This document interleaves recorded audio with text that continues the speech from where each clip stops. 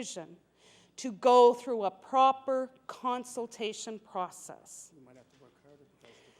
We might have to work harder because of all of the perceptions of the past. Those scandals, the fear-mongering, the intimidation that has happened in the past. Yes. Nova Scotians, they're very fragile right now when you ask them about politics. They don't trust us. They don't trust us within a breath of their life, some of them, because they have seen the corruption of politics in years past. They have been on the other end of corruption from politics past. Some of them have been intimidated to the point where they won't even go to the polls anymore. Why wouldn't they? We need to change that. We need to hear their voices. We need to hear their voices. And I know that when I go back into my communities, I will be prepared to stand and answer the constituents' questions about why I stood here today and why I will stand here tomorrow if necessary, next week if necessary, and speak to this same issue. Because it is my moral responsibility, just as it is this government's moral and honorable responsibility. And I'm really looking forward to hearing from our Liberal colleagues. I'm really looking forward to hearing those good members speak to this, because I think that in all honesty, they really want to do the right thing. And I suspect that we will hear from those Liberal members. They have a responsibility to Nova Scotians as they move through this next couple of months, when they move forward to their leadership race. They don't want this stain in their hallways as they move forward. They want a clean slate. They want to be able to hold their heads up high when they talk to their members across this province, when they talk to the rest of Nova Scotians, and give them a foundation to work from. And I know those good members want to do that.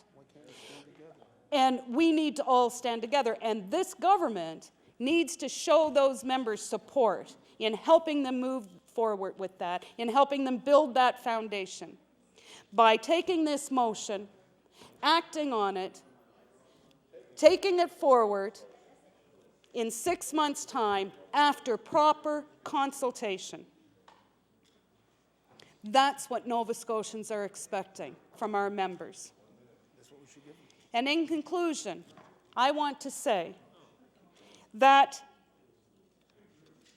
it's been my pleasure to stand here and speak to this motion. I fully support all members of my caucus, just as I know they support me when I stand here today and speak to this. And we are united. And we will continue to be united as we work through the next several months, perhaps several years of this House. Who knows how long that will be. But we will be united now and after. This is a minority government, and we have the responsibility to try and work together for all Nova Scotians, Mr. Speaker.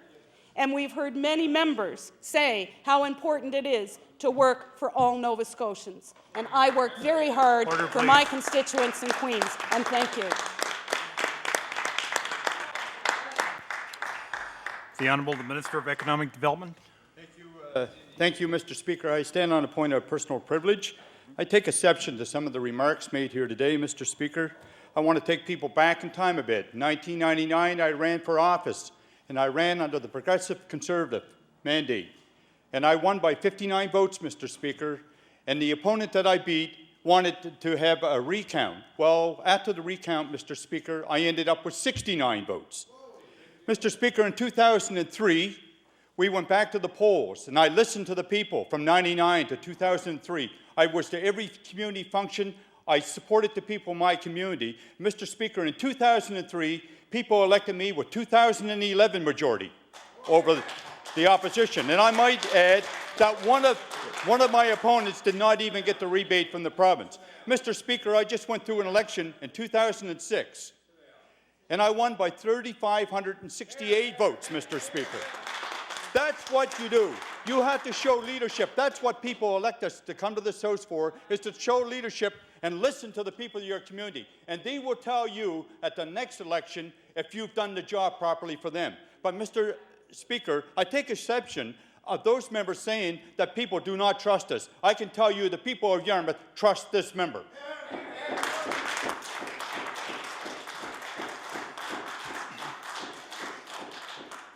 On the point of so-called personal privilege that the honourable minister stood up, it is certainly not a point of personal privilege. It was a good point. Thank you for the honourable minister. I'll now recognize the next speaker, the honourable member from Halifax-Sindel. Thank you. Thank you, Mr. Speaker.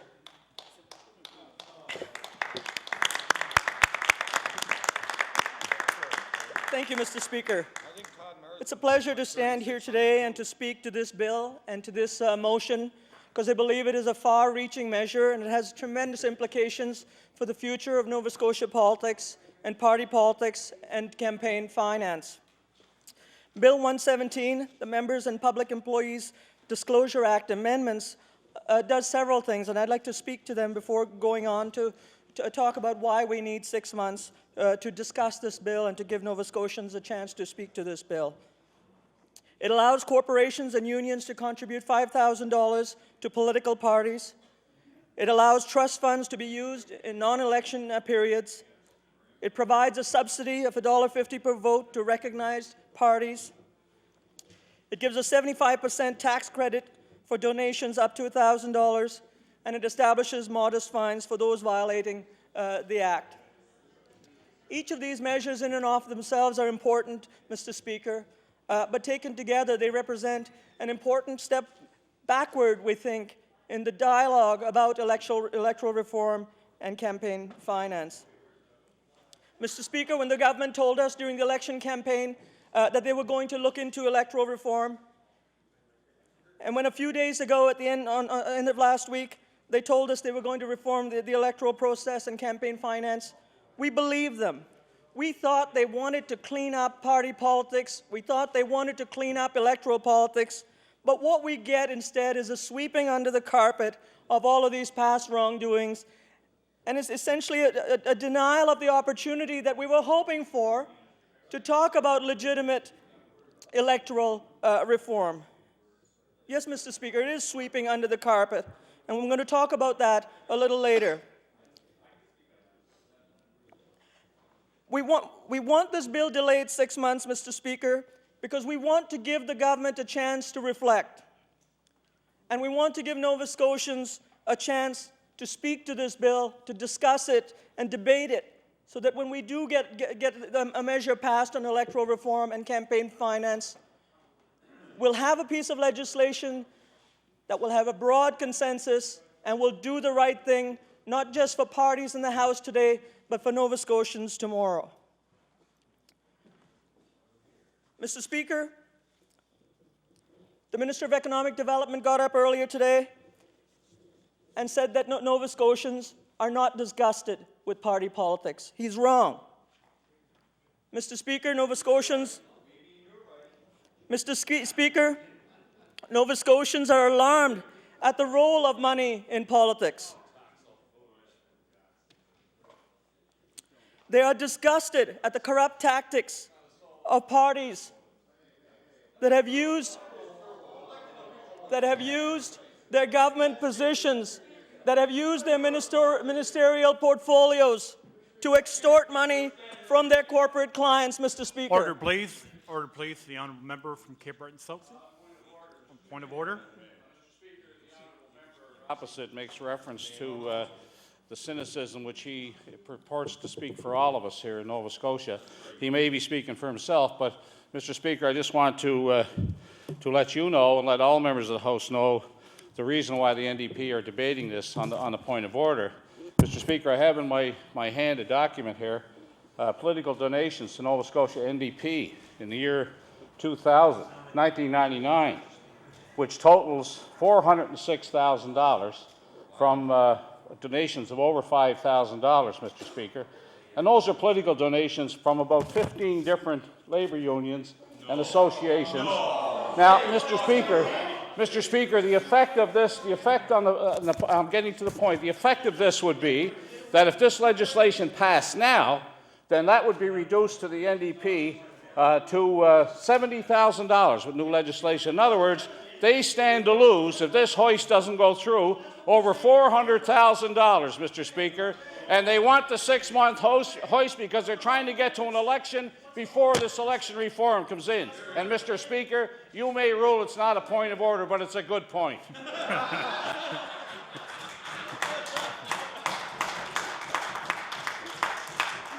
The honourable member from Cape Breton South is correct. It is not a point of order. Thank you. The honourable member from Halifax Citadel. Mr. Speaker. Nova Scotians. Excuse me, Mr. Speaker, turn the microphone on. Thank you, Mr. Speaker. Nova Scotians are disgusted with the state of party politics. And we need to address that perception. Nova Scotians have a widespread perception, and I'm going to talk about the evidence in a minute, Mr. Speaker, that political parties are using their positions to get money from their supporters, to get money from the people they give contracts to. Nova Scotians are disgusted at the extent to which Nova Scotians are disgusted. Nova Scotians are disgusted at the extent to which large donors seem to receive government contracts as kickbacks in return for their contributions. Mr. Speaker, Nova Scotians are disgusted, and they have a right to be disgusted, and this government has given them no reason to think any differently. Mr. Speaker, whether corporate donations actually influence the outcome of particular policy decisions or contractual arrangements is beside the point. The appearance of undue influence or influence peddling is just as important as the act itself. That's right. And let me quote from the Lortie Commission on electoral reform and party financing. The Lortie Commission, as you know, looked into this issue for 2 years, Mr. Speaker, and I had the pleasure of working with that commission. And there are a number of volumes and 38 research studies, I believe, that look into this issue. So there's a great deal of thought that went into it. It's not just anecdotal evidence. It's not just the perceptions of one MLA. And here's what the Lortie Commission said in part.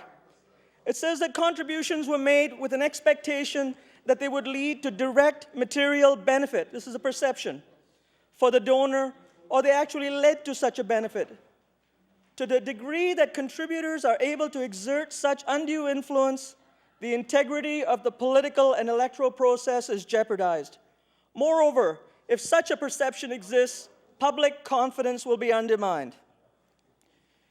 In other words, Mr. Speaker, the perception is important. Public confidence is undermined. And we were looking for a government that would restore integrity in the system.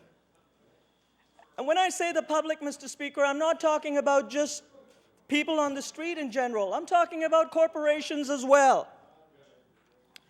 Let me quote again from Alan Taylor, former CEO of the Royal Bank. He urged the federal government to ban corporate and union donations. Many corporations are asking for this. And he said, the purpose of an outright ban is to strip away any possible suggestions of unfairness or impropriety or undue influence on politicians. Financially effective as they may be, the current system of corporate fundraising doesn't help with the broader purpose of continuing the democratization of politics. And certainly, Mr. Speaker, if you followed the testimony at the Gomery inquiry, one of the alarming things we heard from the Gomery inquiry was that governments were essentially using their position to extort money from the corporations. This is what Justice Gomery heard, that many people in the advertising and communication and promotions business were pressured into making corporate donations or pressured into hiring employees because they felt that they were being blackmailed by the government. So the question of corporate donations cuts right across the board, Mr. Speaker. All Nova Scotians, right across the board, are disgusted and afraid at the extent to which party politics has the potential to be corrupted by these campaign donations. And it wasn't just the Loyalty Commission, Mr. Speaker. Most recently, the Gomery inquiry talked about much the same issues. Justice Gomery, in a very rigorous and very thorough and wide-ranging study of this very issue of campaign contributions and government procurement, had this to say. He said, the Commission found that Canadians have a strong, often passionate view on campaign funds and party politics. The inquiry has ignited a reflective and important debate on the operation of our country's political and administrative institutions. And I dare say, Mr. Speaker, that this legislation has its roots in the post-Gomery era. It was Justice Gomery and the allegations coming out of the Gomery inquiry that drove this process. And in fact, I would like to believe that the government has drawn its inspiration from Gomery. But what Justice Gomery said is that Canadians are proud in their political system. But we've also learned that this pride has taken a beating since the revelation of what has come to be called the sponsorship scandal. Many Canadians did not waste words expressing nothing less than disgust with the system. And there's that word disgust again, Mr. Speaker. I have never been so sickened in my life by the political corruption that seems to be ingrained in the Canadian political system. A Canadian politician is a four-letter word, wrote one of his correspondents. Many felt that the government had let Canada down. I no longer know what values this country has. I can only wonder what the effect is on the younger generation. In short, Mr. Speaker, there is widespread concern and alarm about campaign finance in Nova Scotia, and Nova Scotians have made it very clear that they want to participate in this process of electoral reform and campaign finance reform, and we have to give them a chance to do it, Mr. Speaker. Nova Scotians want to know that the government is not going to use their hard-earned money to reward their financial backers or to punish those who do not contribute to them. Nova Scotians want to be reassured that corporate and union donations cannot and are not used to influence contracts and procurement, and that the political contributions can't influence their decisions. In short, any reform of the electoral system, the campaign finance system, must deal with this widespread perception and help to restore confidence in the integrity of our electoral system and our campaign system. If that's the goal of this piece of legislation, Mr. Speaker, then we applaud it, but we don't see it that way. This bill does not do anything to restore integrity or restore confidence in the political system. And judging from the reaction outside on the streets, we know that Nova Scotians are not buying this as a step forward. It really is a step backward. And I think it is a perception, Mr. Speaker. Maybe the government doesn't intend to have it come across that way, but that is how it is being read, and that is how it's being read on this side of the House. Bill 117 makes it acceptable for corporations and unions to donate large sums of money to political parties. Bill 117, it is large, Mr. Speaker, for ordinary Nova Scotians who are not earning that much money. It might not be large to members on the government side. Bill 117 makes it legitimate for parties to use trust funds, slush funds, kickbacks, and the like. Even the language is so reassuring, Mr. Speaker. These are not ill-gotten gains or back-alley transactions. No, they are held assets. Perhaps hold-up assets is closer to the truth, Mr. Speaker. Bill 117 legalizes this process. It legitimates this process, a process that was practiced by the Liberal Party of Nova Scotia. Bill 117 allows the Liberal Party to live off the benefits from the avails of crime. The Liberal Party, Mr. Speaker, they are the O.J. Simpsons of Nova Scotia politics. Perhaps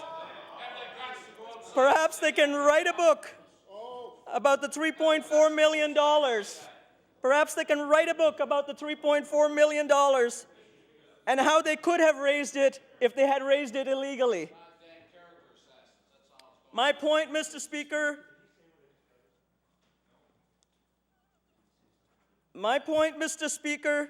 is the Liberals and the Conservatives are colluding here.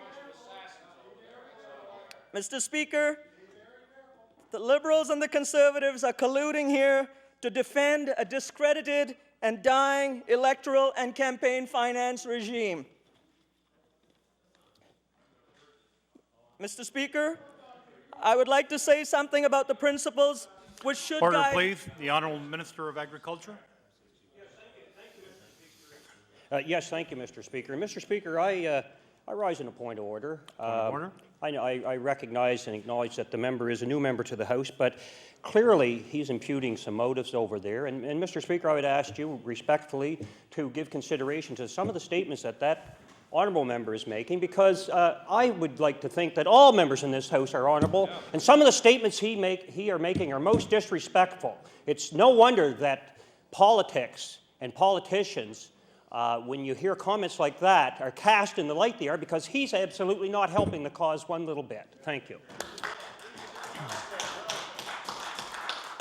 Thank you, Honourable Member. I would ask the Speaker to return back to the amendment that's before the House, please. Thank you. I apologize if I've offended the member on the other side. Mr. Speaker, I'd like to say something about the principles which should guide campaign finance reform and why we need 6 months to discuss this issue and to address it properly.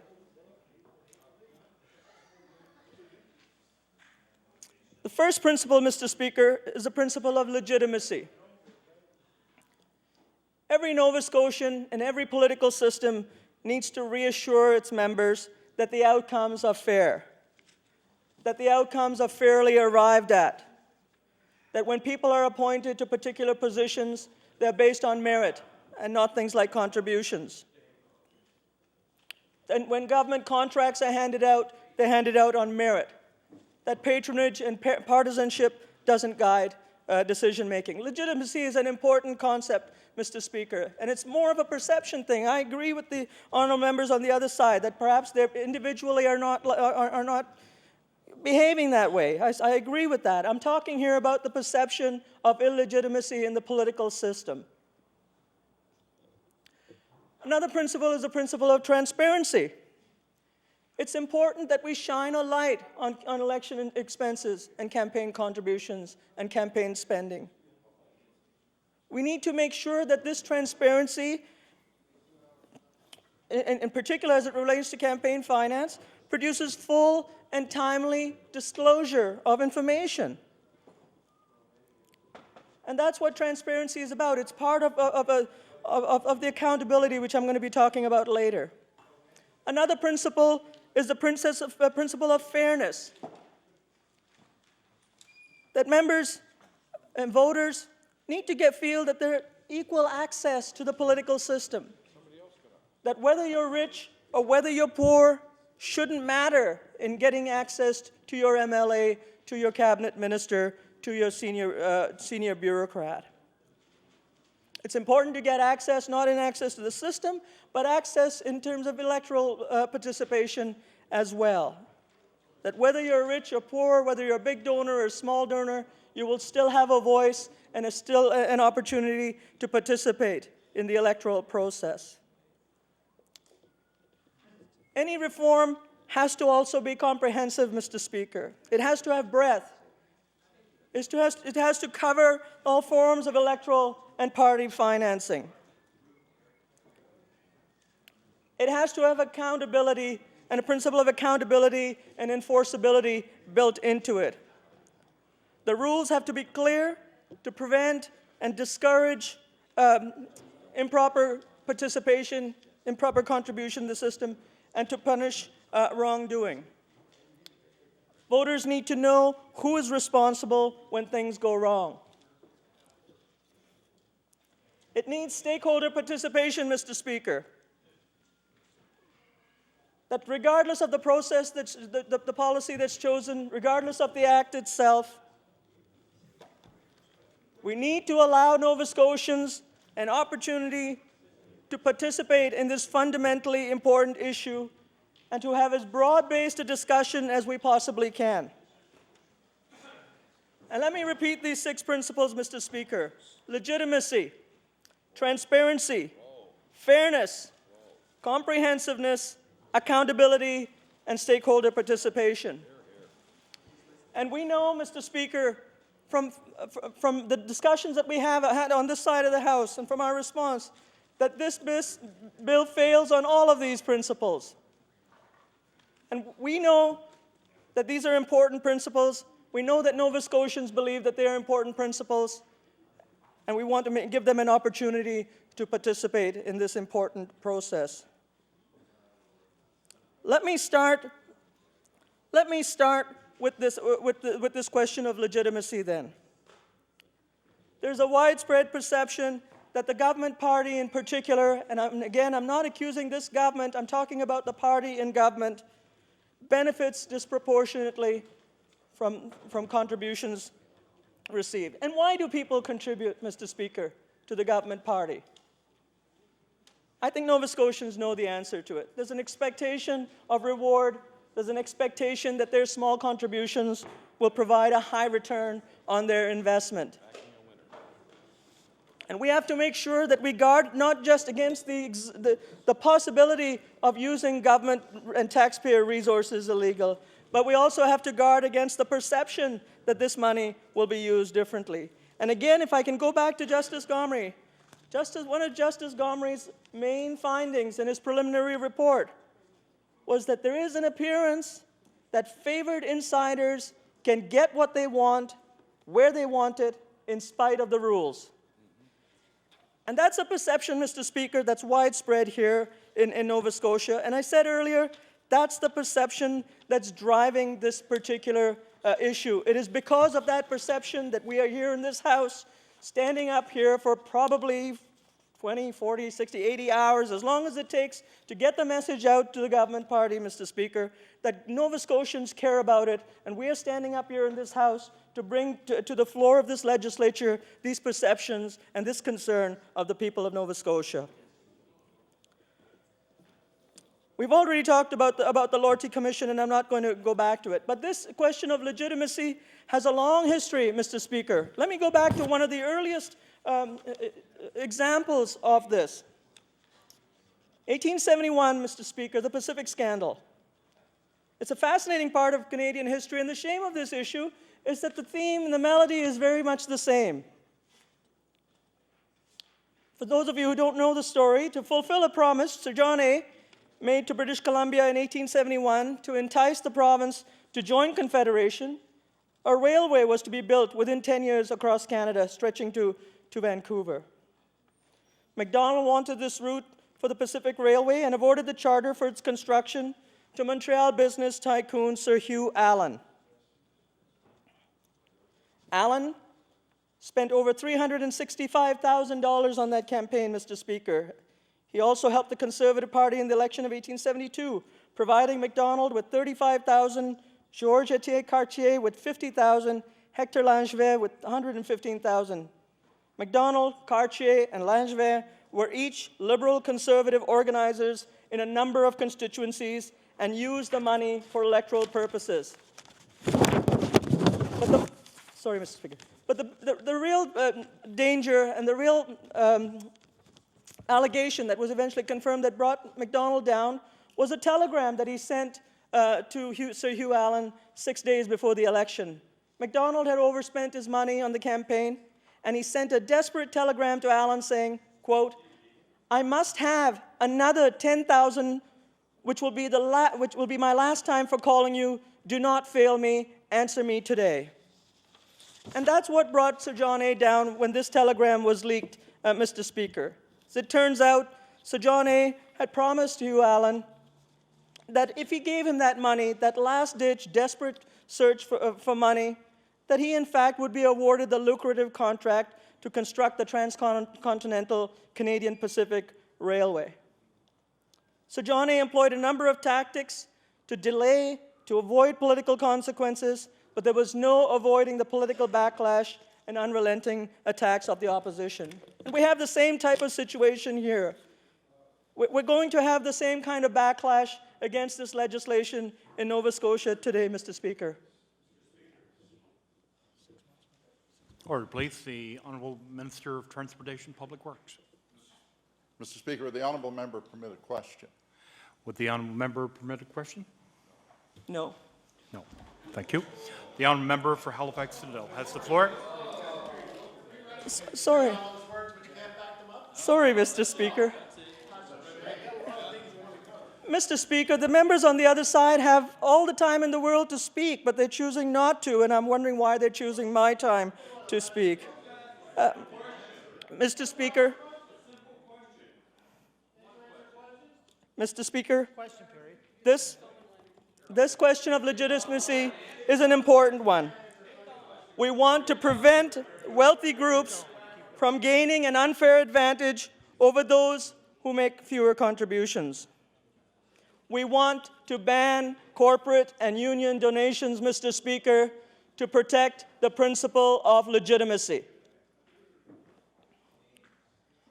And let me talk, Mr. Speaker, about comprehensiveness, about the breadth of this legislation. A number of speakers today have referred to the leadership selection process. I have here the headline from the Chronicle Herald, dated February 16, 2006.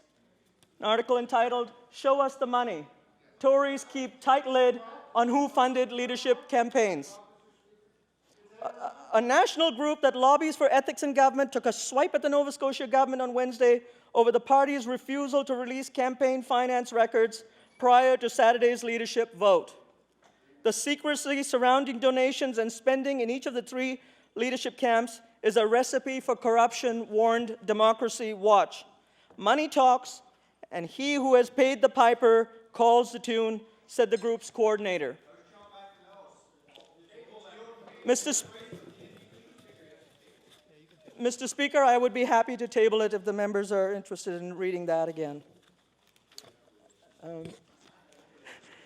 And today in the paper, we have a similar accusation from Marilla Stevenson. It says, Tory political fundraising bill riddled with holes. And the hole she talks about, Mr. Speaker, is the hole on leadership selection, leadership convention, candidate selection. She says you could drive a Brinks truck through the holes in the McDonald Tories' new political fundraising legislation, and somebody probably will. And it says this is a party that wants to make reform, but it's also a party that has refused to divulge the backers of its leadership candidates until after the race was over. The draft legislation includes limits on political parties, but it does not touch leadership races without parties. Well, we have that data, Mr. Speaker. I agree with Marilla Stevenson. I agree with the Democracy Watch. And I agree with the federal election spending legislation that says we have to clean up party politics internally. And again, I'm not just talking about the Conservative Party. I'm talking about party politics in general. That we do need to clean up that process that we call leadership selection and candidate selection. Let me just give you an example, Mr. Speaker. I have in front of me the Premier's own disclosure form from his leadership race. It was not released until several months after the leadership race itself. And I wanted to say that we do, when we were talking earlier about timely disclosure, and I'm going to talk about that again under accountability. Timely disclosure is important. It's important for voters. It's important for members to know before they vote how their money is being spent or how money is being raised. And if you go through the list of contributors, Mr. Speaker, you'll see that there are a great many of them who subsequently went on to receive lucrative government contracts and lucrative positions. I'm not going to name them here, Mr. Speaker, but I want to say that it's all in here. And if you go through the list of important contracts and controversial contracts that were handed out, that there is some correlation. And I'm not saying that there's corruption here. I'm saying that there's a correlation. There's a perception of a correlation between the awarding of certain contracts and the appointments to certain positions that we need to deal with, because there is a perception. There is a perception, Mr. Speaker, that political contributions to leadership races, to candidate selections, lead to certain types of behavior by the party and government. And especially, Mr. Speaker, in cases where the party members are selecting a candidate who's going to go on to become the premier of this province. In other words, if the party is selecting the leader of their party and that party has a majority in the House, they are effectively selecting a premier. And that sets a much higher bar, Mr. Speaker, that we do need to know in a timely manner where money is being raised and how it's being spent. And I'm not going to name any names, Mr. Speaker, but I do want to draw attention in particular to the existence of a number of numbered corporations, for example, in the report. Should numbered companies be allowed to contribute to leadership campaigns? Or do we want to have complete disclosure? Do we want full disclosure? Do we want the names of the principals? Do we want their address? There are a number of companies that are from offshore. This legislation allows companies that are doing business in Nova Scotia to contribute. It doesn't say exactly what they mean by that. But my point generally, Mr. Speaker, is that leadership selection is important, and leadership selection, especially in the government party, is important, and we need to deal with the perception that parties in government have a connection to their clients that we have to keep above board. And I could go through some of the others. Bill Black, for example, Mr. Speaker, the Premier's opponent at the time, put $100,000. He wrote a check for $100,000, Mr. Speaker, on his own campaign. He raised $235,000, Mr. Speaker. Should there be limits on the size of individuals' donations to leadership races, to constituency races? Does the existence and the ability to spend $100,000 level the playing field? Order, please. The Honourable the Premier.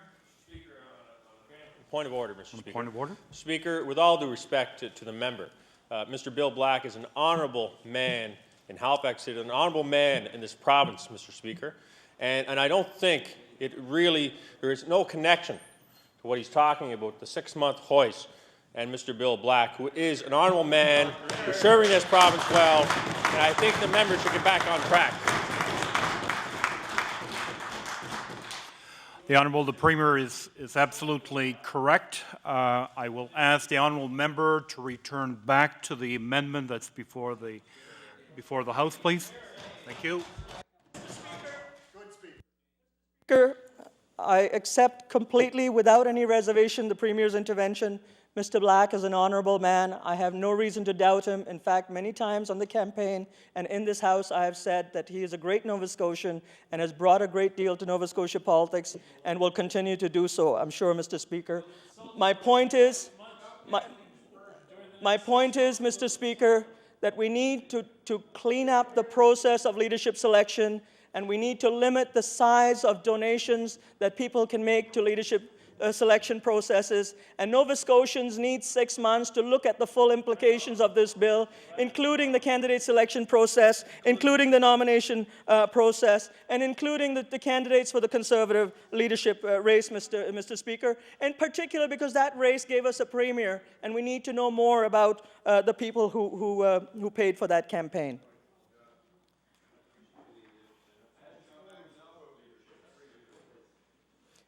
And Mr. Speaker, we have a leadership race coming up for the Liberal race as well. We have the Liberals are about to engage in a leadership race. And they're going to report, Mr. Speaker, only to their political party. The Liberals have the expectation that they will form the next government, that their leader will become the next premier. Surely they have an obligation to tell us more about their funding. Surely they have an obligation to tell us about their financing. They need to disclose who is going to contribute to their campaigns. They need legislation to cover their financing, and they need to assure us that they will disclose that financing before the vote, their members vote. And they need to know it because this is not just party politics, Mr. Speaker. These parties rely a great deal on government funding. If we accept this legislation as it stands, the taxpayers of Nova Scotia will be paying for 75% of those contributions. The taxpayers of Nova Scotia will be faced with a premier who was elected through that process. They have to disclose their financing. They have to disclose it in a timely manner. And that's why, Mr. Speaker, we're so concerned about the trust funds. I want to quote again on this. And this is what the Gomery inquiry said. There should be real consequences to public officials being caught mismanaging public funds, such as job loss, pension loss, severance packages, and even prison time. At present, they are given a slap on the wrist and allowed to continue on as before. And Mr. Gomery went on to say that there was a culture of entitlement in certain political parties. And this side deal on the trust funds, Mr. Speaker, is a bow to that culture of entitlement. There's a feeling that they're entitled to these ill-gotten gains. Mr. Speaker, if we believe that people shouldn't benefit from the proceeds of crime, that should apply to political parties as well.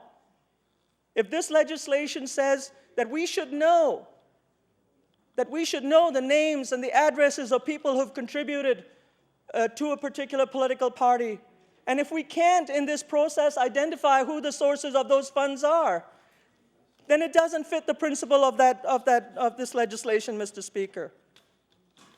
And so for all of these reasons, the Liberal Party has to come to terms with this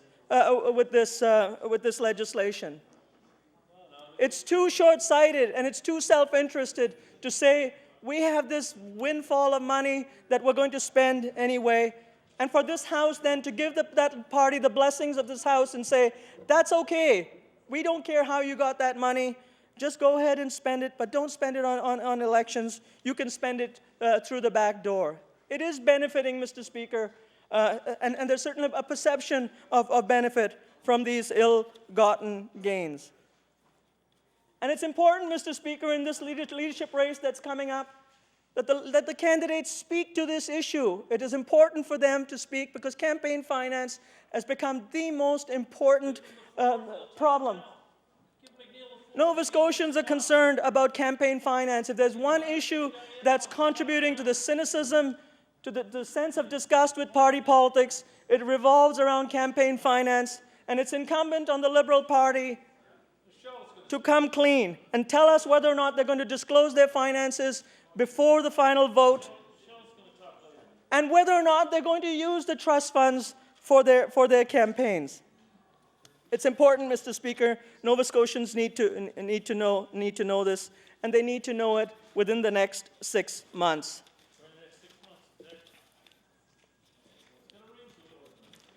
And I want to say something about accountability, Mr. Speaker. I want to say something about accountability. Justice Gomery again says, there's a woeful lack. There's a need to pinpoint who is responsible. There's a need to pinpoint who is responsible when things go wrong and who is to blame. And this legislation says nothing about accountability, Mr. Speaker. We need real transparency. We need timely disclosure. We need an enforceable piece of legislation.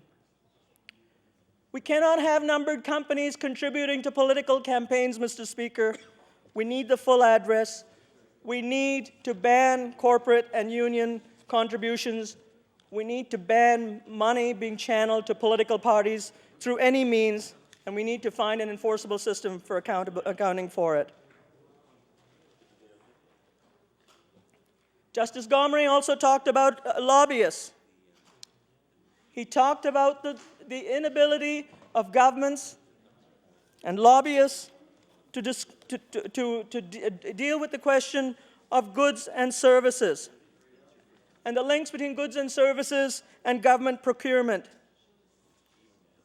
We believe that this legislation should apply to the transfer of any money and any service, Mr. Speaker. We know that there's a practice in the political parties to exchange services for people to be seconded to political campaigns, and the accountability around that is questionable, Mr. Speaker. And I also want to say something about fairness, the principle of fairness. The principle of fairness talks about equal access. That Nova Scotians feel they should have equal access to the political process. That there's a feeling that both in contributions and expenses, access is limited. Access is limited by contributions because there's a feeling that you can buy your way into a political party's inner circles, that you can buy your way into the policy-making process, that you can buy a way to a government contract or a government job. The principle of fairness talks about fair competition. The principle of fairness talks about merit. It's important, Mr. Speaker, in campaigns and elections that we have a level playing field and that we have a perception that we have a level playing field. That every Nova Scotian has a chance to be heard in an electoral campaign, an opportunity to run for a party's nomination, and to run for election itself. That we need to make sure that this is a merit-driven process. We need, Mr. Speaker, to broaden the base of participation in party politics. And we know and we believe that the best way to broaden the base of participation in Nova Scotia politics is to eliminate the involvement of large corporations and unions and to reduce the size of campaign contributions themselves. And that's what fairness demands, Mr. Speaker. It demands that people be allowed a choice in terms of parties, in terms of candidates, in terms of modes of participation. And I want to say something about stakeholder participation, Mr. Speaker. I find it ironic that the government has described this bill as an exercise in transparency, as an exercise in disclosure. Because everything about this bill points in the opposite direction, Mr. Speaker. This bill was presented without warning late last week, and the government expects us to push this through because they're in a hurry to get back home. But this bill is too important, Mr. Speaker. There had to be more consultation, there had to be more public discussion and debate. How much more? 6 months. The government, at the very least, Mr. Speaker, should have introduced this initiative in the last campaign. If they're that confident in their ability, they should have done it then. And we wouldn't have been asking for 6 months at that point, Mr. Speaker. But now we're asking for 6 months because it wasn't discussed in the last election. And in fact, the government gave us the impression that it was interested in widespread change. And we don't see that. This bill was arrived at without any consultation with the Electoral Commission. There's a body that's supposed to be there to help us make electoral reform, Mr. Speaker. If we're not going to consult with that body now, then when are we going to do it? This bill was passed without any involvement from Elections Nova Scotia. I've tried to talk with a number of people, Mr. Speaker, about the consultative process. And in my other life, as you know, I was a political scientist. And none of the political scientists I know were consulted on this bill. And we have some political scientists who've been intimately involved in the electoral process and the reform of campaign finance legislation in Ottawa and in other provinces. We have a wealth of resources here, Mr. Speaker, that we can use. And so really it is a question of, well, who did you talk to? Who did you talk to? Who did you consult? If this bill is about disclosure, then tell us who you consulted. And tell us what the broader base for this legislation is. We need 6 months, Mr. Speaker, because this bill was presented without any consultation, without any discussion with any of the stakeholders involved. Nova Scotians want to say, and we have to give them 6 months. The government argues that this bill is similar to legislation that was introduced in Manitoba, Saskatchewan, and Quebec. Well, those provinces, Mr. Speaker, do not allow corporate or union donations. If the government really wants to emulate those provinces, then they should accept this amendment to ban corporate and union donations, or at the very least, they should go to Nova Scotians and say, what do you think about this opposition suggestion that we ban corporate and union donations? You know, let's go to Nova Scotians and say, do you want a $5,000 limit, or do you want no corporate or union donations? If they're that confident in their position, then the 6 months won't hurt them. If they're that sure that Nova Scotians will accept the idea that the Liberal Party should be allowed to use their trust funds for campaign, then let's take the 6 months and go to Nova Scotians and say, what do you think about this particular amendment? And so there's a lot more to be done here, Mr. Speaker, with this bill. And it's a great opportunity for us, probably a once-in-a-lifetime opportunity when we have a minority government to say we can have a real debate in this House. It takes two parties to debate, though. Perhaps the Liberal Party could have the guts to stand up, Mr. Speaker, and speak to this legislation. Order, please. The honourable member knows full well that certainly it's not parliamentary language to use in this chamber, and I will ask the honourable member to withdraw those comments, please.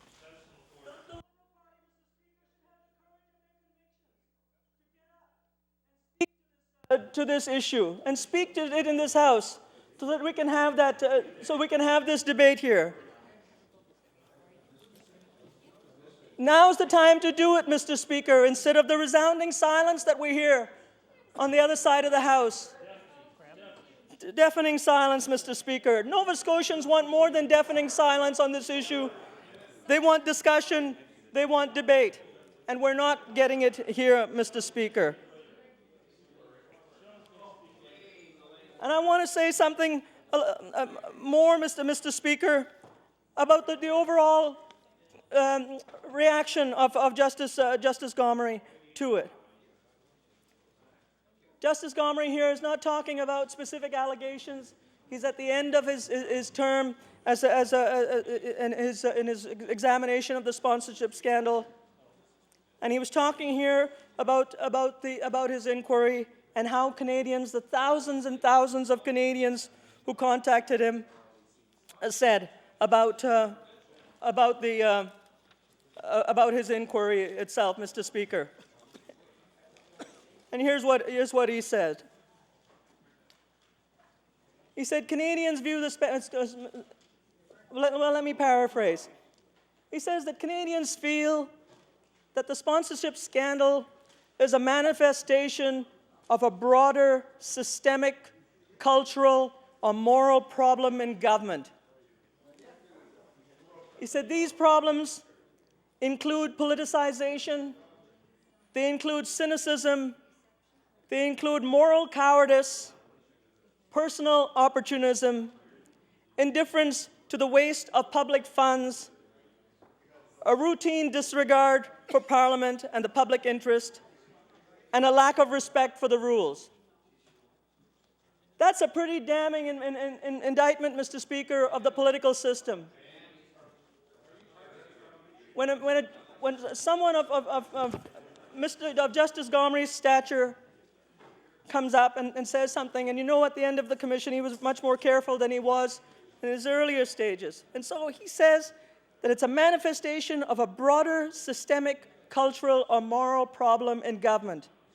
These problems include politicization, cynicism, moral cowardice, personal opportunism, indifference to the waste of public funds, a routine disregard for Parliament and the public interest, and a lack of respect for the rules. And I dare say, Mr. Speaker, that this legislation doesn't address that overall perception, and that's where I began. There is this perception that political parties are self-interested and essentially digging into public funds for their own selfish needs. So we need 6 months, Mr. Speaker, because at least as far as Nova Scotians perceive it, the rot runs pretty deep. And I'm not talking about the political parties in the House. I'm talking about a widespread cultural shift that we've seen in Nova Scotia politics, where we believe so strongly in the political system. We believed in the legitimacy of our institutions. We believed in the legitimacy of political parties and the media, in our corporations, in our unions, etc. But a lot has changed. And I dare say politicians, I include myself since I'm now in that group, are largely responsible for that, Mr. Speaker. That political parties have an obligation to dig ourselves out of the pit on this issue. That we need to dig ourselves out of this pit and take the high road and say we're going to clean up party politics, and we're going to clean it up by starting by banning corporate contributions and union contributions. We're going to ban it, we're going to deal with it by coming up with a stronger lobbyist registration act. We're going to deal with it by providing for better disclosure. We're going to deal with it with a piece of legislation that restores confidence and trust and integrity in the system itself. This piece of legislation doesn't do this, Mr. Speaker, and that's why we're so opposed to it. So to summarize, Mr. Speaker, I'd like to come back to those first principles that we talked about. Because this piece of legislation takes place in the context of those first principles. These are the principles that underpin that feeling in Nova Scotia, that Nova Scotians are telling us that they want political parties and governments to respect these principles. How much time do I have?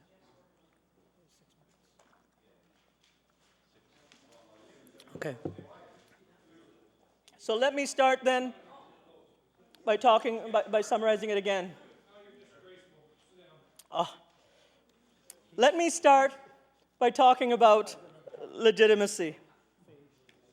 Okay. So what do we need to do here with this legislation to restore that spirit of legitimacy? What do we need to do here to resume this spirit of legitimacy? How do we reassure Nova Scotians that this election, the coming election, and the elections to come, and party politics and party activities are going to meet that test of legitimacy?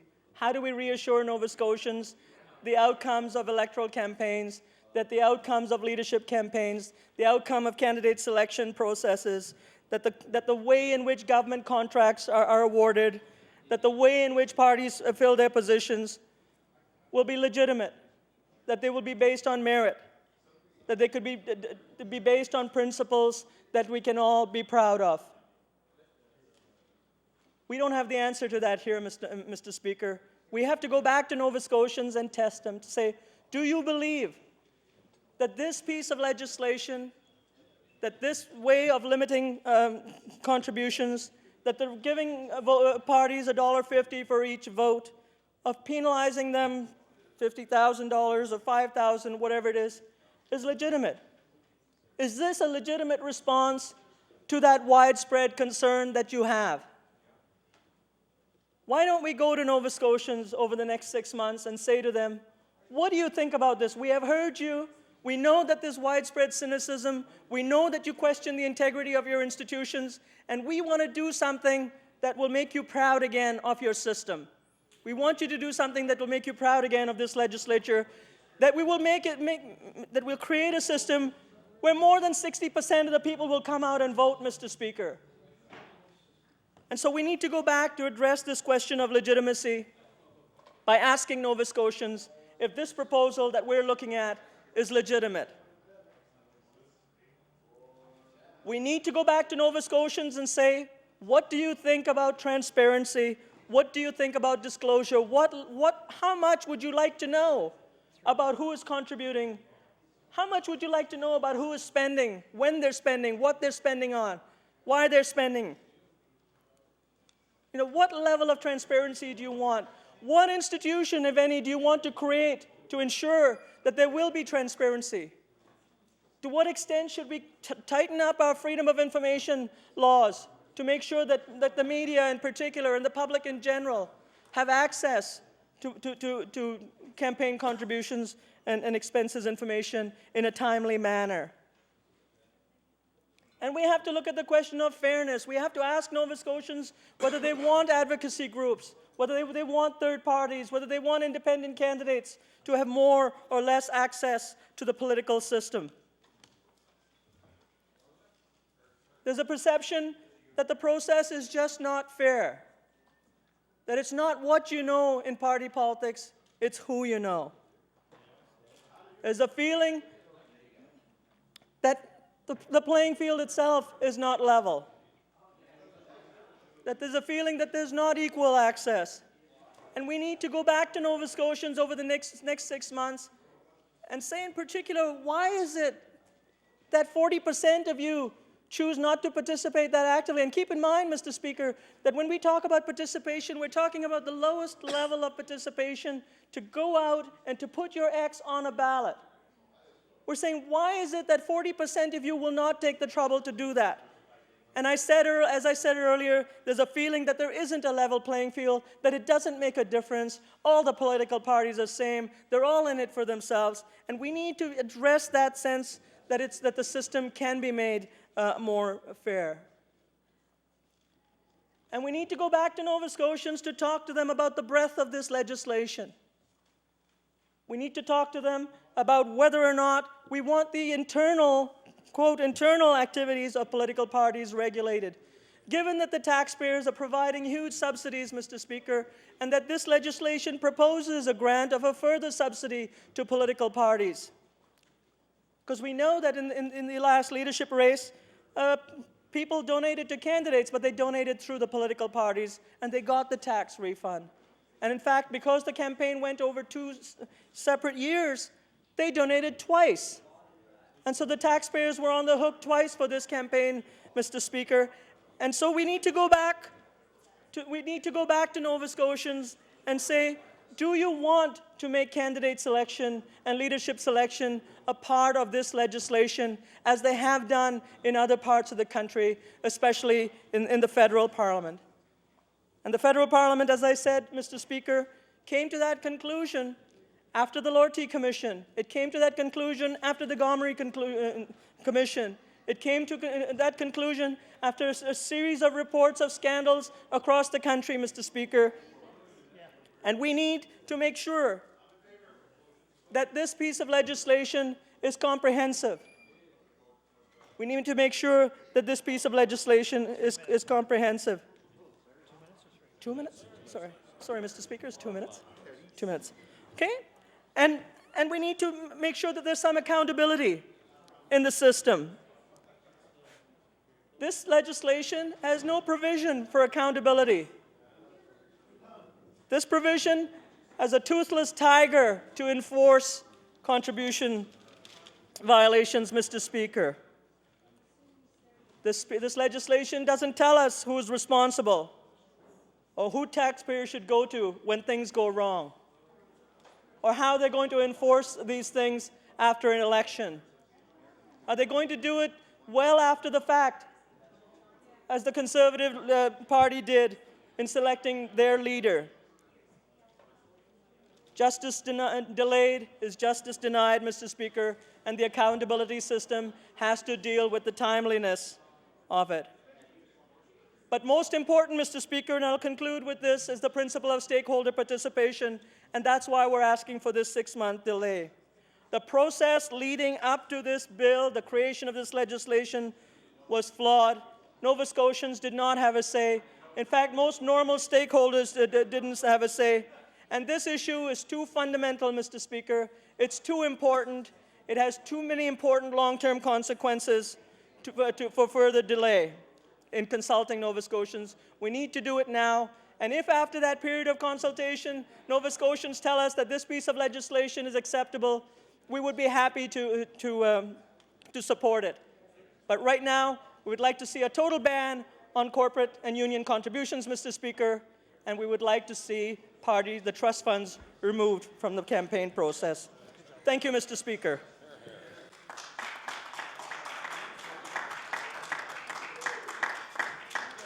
Thank you. The honourable member for Dartmouth North. Thank you, Mr. Speaker. Mr. Speaker, I take great pride in standing in my place today to discuss Bill 117. And I have to say that I want to extend my appreciation to the government for taking the time and making a presence felt in this House in listening to the debate. And I also want to state, Mr. Speaker, that I am a new MLA, but I entered into the political arena on the basis that I did believe that we could truly be honourable politicians, and I think we all are in our intent to serve our communities and constituencies. Mr. Speaker, when we're looking at the hoist and the amendment proposed by the official leader of the opposition, I have to take in question as to why the amendment was made and how this bill actually even came to the House. The whole process, or let's say lack of process that this caucus feels didn't take place. There was a draft of legislation brought to our attention on a Friday, and at the beginning of the following week, Mr. Speaker, we have an announcement that this crucial, this important piece of legislation has to be pushed through in a rushed manner, Mr. Speaker, and I personally would have thought that if this was such a crucial, important, precedent-setting piece of legislation, that the government would have actually proposed this at the beginning of the session, Mr. Speaker, not at the end, not to be rushed through.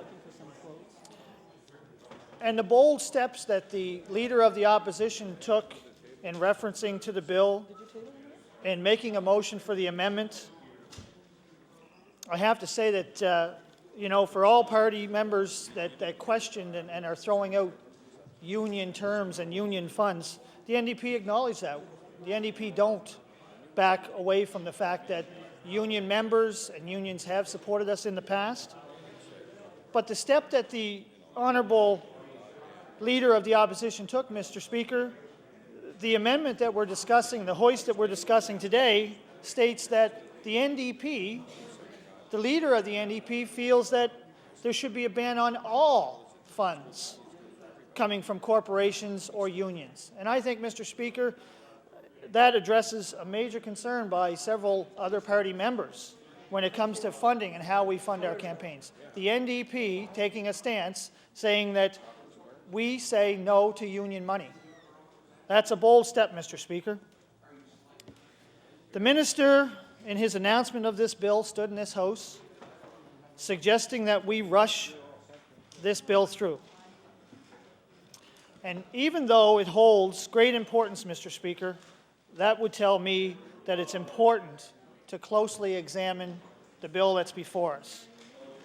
And when the minister realized that there was a party in this House that was going to press this, that was going to debate this topic, debate this bill, and the importance of this bill to the people of Nova Scotia, Mr. Speaker, that minister saw fit to rally the troops and come up with another suggestion, which to me, Mr. Speaker, and to the people watching, to the people of Nova Scotia, that says they're backpedaling. Oh, is this the right thing? Have we made a mistake? Let's put a Band-Aid on this. Let's come up with this committee. It's bad politics, Mr. Speaker, bad politics. If this bill was indeed going to hold governments of the day and future governments accountable, those amendments and implementations would have been in the legislation currently proposed, but they're not. So I say no to that Band-Aid, and that's why we're debating this now, Mr. Speaker. We're standing here today speaking on the hoist to allow Nova Scotians to have renewed faith in their politicians and their governments of the day, to enable us to go back to Nova Scotians and say, you are indeed a part of this process. And as I stood outside the House today, amongst several people that were here in protests of other situations, one constituent said to me, Mr. Speaker, that let's go in, this is our House. And indeed, Mr. Speaker, this is their House. This is legislation that will affect them now, affect them in the future. So I say, why rush it, Mr. Speaker? I think it's important to take our time to go through page by page, not after January 1st, Mr. Speaker, because that's too late. That's too late to address the real issues and real concerns that this party has, Mr. Speaker. I want to go back and touch on the first time I have ever voted, Mr. Speaker. When I became eligible to vote, as many of us, we have long traditions here in Nova Scotia, and the other party members know, and we're speaking here, we know we're all honourable members. But we also can't deny some of the past that we've had, some of the issues that we've had with campaigns and parties and incidents that kind of made us look like quote-unquote salesmen, car salesmen, Mr. Speaker. They tarnished the image of politicians, good, honest, hard-working politicians that did want to do right. And we can't deny that fact. That has taken place. When I was first approaching the polls, Mr. Speaker, I lived in rural Nova Scotia, in Westover, Peggy's Cove area, and we had just moved to the area from Lower Sackville, where we traditionally voted NDP under John Home. But when we moved to Westover, Mr. Speaker, there was a strong Liberal candidate that we knew, for whatever reason, was going to win that seat. And at the time, we needed a street light on our street, Mr. Speaker. And when my father approached me as to ask me how I was going to vote, and I told him, well, I'm going to vote NDP, like I always voted in Sackville. My father said to me, he said, you have one choice here. You have to vote Liberal. We need a street light, Mr. Speaker. And that's old style politics. And we're in 2000, we're approaching 2007. And I'd like to think we've come a long way. And you've heard many stories. I'm going to touch on some of them. No party can replace itself or remove itself from scandals. And I'm sure if, the NDP ever have an opportunity to become government of this province, Mr. Speaker, there are going to be possible skeletons that are going to come out of our closet, and we have to be prepared to address that. But, Mr. Speaker, today, as was mentioned by several other colleagues, we have an opportunity to tell the people of Nova Scotia that their opinions care. We have an opportunity, Mr. Speaker, to go back on the doorsteps of Nova Scotians who are going to be surprised because, let's be honest, chances are, except for my honourable colleague from Timberley Prospect, most of us don't enter onto the doorsteps until election time. But what a wonderful idea, Mr. Speaker, to take this to the people, because I'll tell you, if this bill gets rushed through and we leave here come Friday and this bill gets rushed through and it's proclaimed, the people of Nova Scotia are going to be talking about it for some time. And what they're going to say, Mr. Speaker, is, who asked us? No one asked us. I know Mr. Bruce Devane in Lower Sackville will probably have lots to say about this. Donna Benoit in Lower Sackville will have lots to say about this, Mr. Speaker, in the editorial comments. They comment constantly on how governments use or misuse funds that belong to the people of this province. Mr. Speaker, I'm the MLA for Dartmouth North. Yeah, we're glad to have you here, too. Long-standing NDP territory, Mr. Speaker. And I can tell you I can tell you that in my riding, in my constituency, we actually nudged up a point in the recent election. A point. We're up to 54.9%. What was that guy there before? And Mr. Jerry Pye, the former MLA, used to be well known for dragging people out to vote. And their bedroom slippers. In their hose coats. In their hose coats, Mr. Speaker. But with what we're faced with today and in the coming days, in debating this amendment, in talking about the hoist, and allowing people, the people of Nova Scotia to have a voice into something, into a piece of legislation that has been decades overdue, Mr. Speaker, is crucial.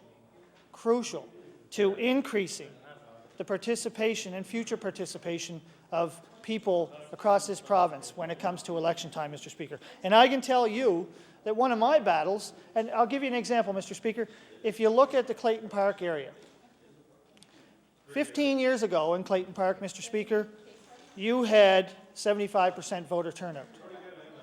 And in the past election, and I know the honourable member from Clayton Park will attest to this, there's a frustration.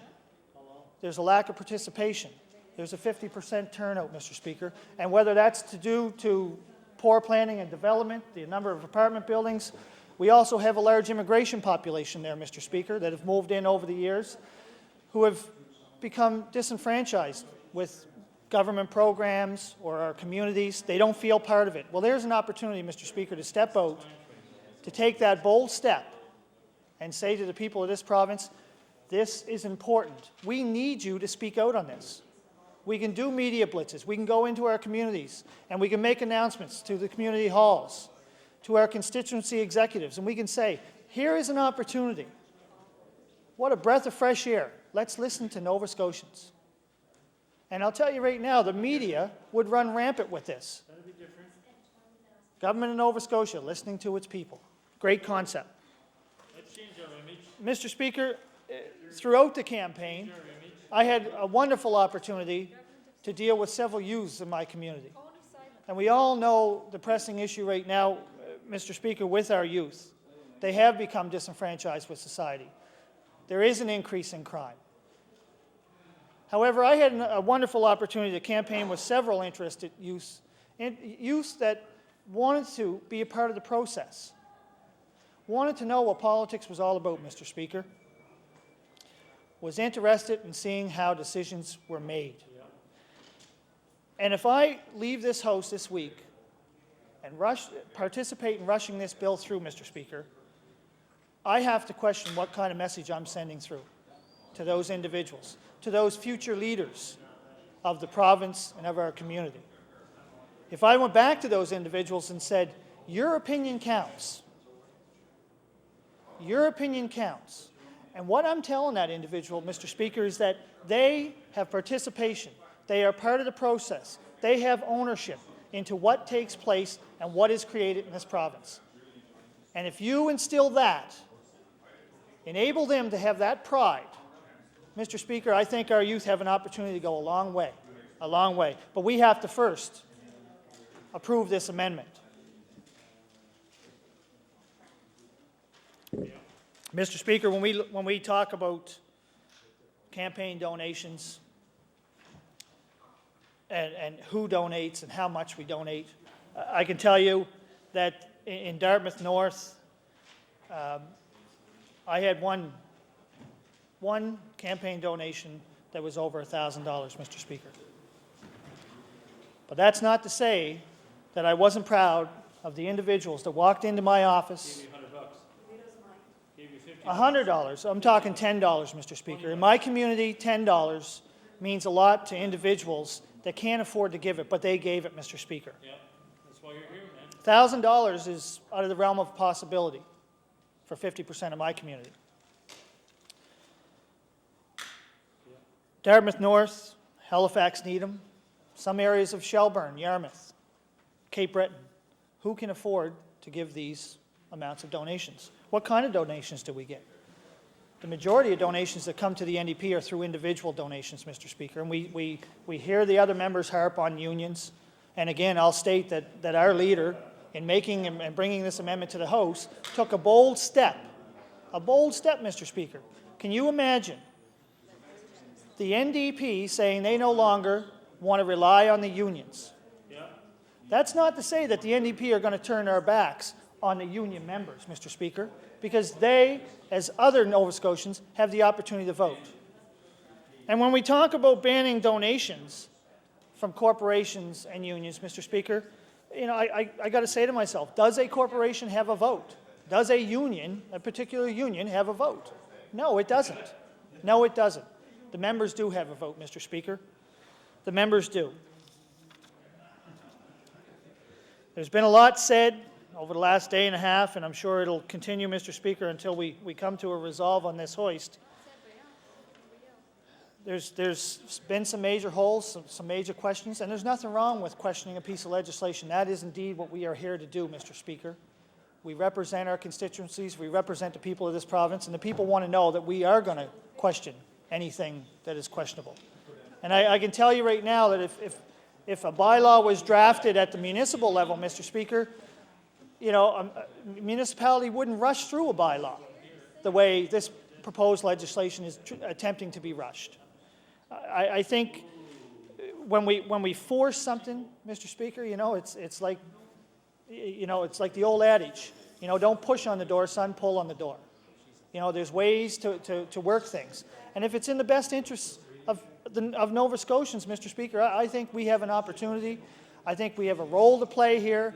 I think we should step up and legitimately say, we have something here, and we believe that it is important to our future politicians, our future communities, the future success of this province, Mr. Speaker, if we give Nova Scotians an opportunity to speak on this piece of legislation over the next 6 months, Mr. Speaker, I think we would have a renewed faith. And not that we've all lost hope. There are people out there that believe we are doing things right. Some things right, Mr. Speaker, but we can do more. And that's exactly the situation with this piece of legislation. Is this legislation doing as much as it can? And the NDP leader has stepped out and said, no, it's not. We want to tighten it even more. And Mr. Speaker, I don't have a problem with supporting an amendment, supporting a hoist such as this. We want to make it tighter, Mr. Speaker. And when the people of Nova Scotia that we meet in our communities and through our communities ask us what is going on. And I can tell you right now, Mr. Speaker, when I went home last night, my wife said to me, what is going on in there? Was the minister saying you're going to be there till 11:59? Was that a joke? Well, no, honey, it's not a joke. I have a role to play.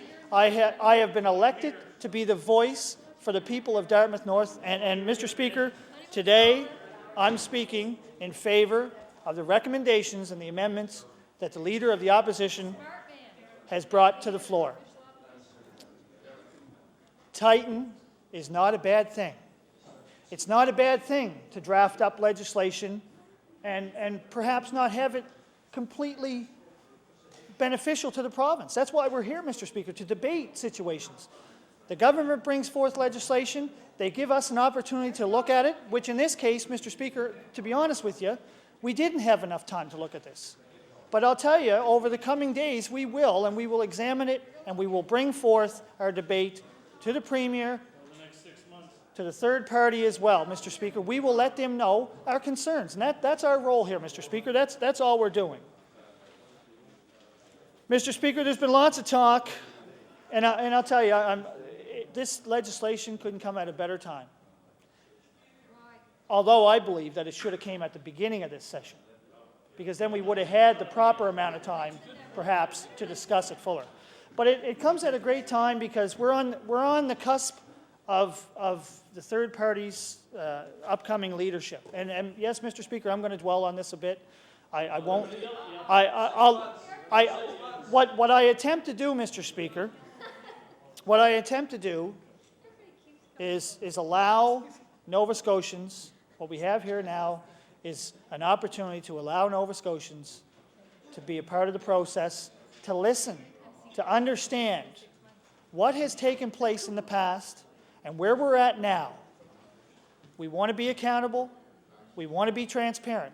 Well, let's bring it to the table. Let's put it to the forefront. Let's be honest with Nova Scotians. Let's give them that chance to give us their feedback, to let us hear from them that we're doing the right thing for them. And, you know, Mr. Speaker, that's what we are elected for. And sometimes we forget that, Mr. Speaker. Sometimes we forget that we've been given that right as an elected official to govern this province, to represent our people. That's a wonderful power, if not abused, Mr. Speaker. But I can tell you right now, to miss an opportunity to go back to our constituencies, to go back to our communities and the people of this province and ask them what they think, Mr. Speaker. From time to time, we have to do that, and we have an opportunity right now, Mr. Speaker. We have a wonderful opportunity because the Leader of the Opposition stood up and made a bold move and has come out and stated that it's not tight enough, and that's not bad. To the government of the day, that is not bad. That is not saying or stating that it's a bad piece of legislation because, Mr. Speaker, the NDP believe that campaign reform needs to be done. Electoral reform needs to be done. It's happening all across this province. We've seen it with the Gomery report. We know how important it is to people. Nova Scotians want to know that we are indeed working for our money and working on their behalf. And we have an opportunity, Mr. Speaker. I want to take an opportunity right now to bring to light and to touch on an issue that has been talked about and discussed over the last day and a half that, you know, it's a history lesson, Mr. Speaker. A painful one to some. You know, there's a lot of people that are in denial of this, but I think the people of Nova Scotia need to hear this. And over the coming days, as they have over the last day and a half, they are hearing it. They're hearing the truth. And Mr. Speaker, if this legislation stated that we would ban corporate donations, we would ban union donations, and we would also secure and bring into the hands of the government again that money that the Liberals had stolen from the people of this province in the 70s. If that legislation could eliminate that possibility, Mr. Speaker, I think all Nova Scotians would support it. But they can't support it if we rush this through and don't give them the opportunity to talk. Because I'll tell you right now, Mr. Speaker, after these debates go through, the people of Nova Scotia are going to want to have their voice heard. They're going to want to respond to some of the comments that have been made in this House, or lack of comments that haven't been made in this House by other members, Mr. Speaker, regarding situations. And when we look at the distrust, and it's unfortunate, like I said, that the Liberals find themselves in the crux of a leadership race. But I honestly think that the people of this province, today, tomorrow, and in the coming years and months, would be really interested, Mr. Speaker, in having an opportunity to speak out on an issue that has plagued politics, that have plagued the province of Nova Scotia for decades, Mr. Speaker. And this legislation proposes, or could have the opportunity, to eliminate existing trust funds, eliminate future trust funds. But does it go all the way, Mr. Speaker?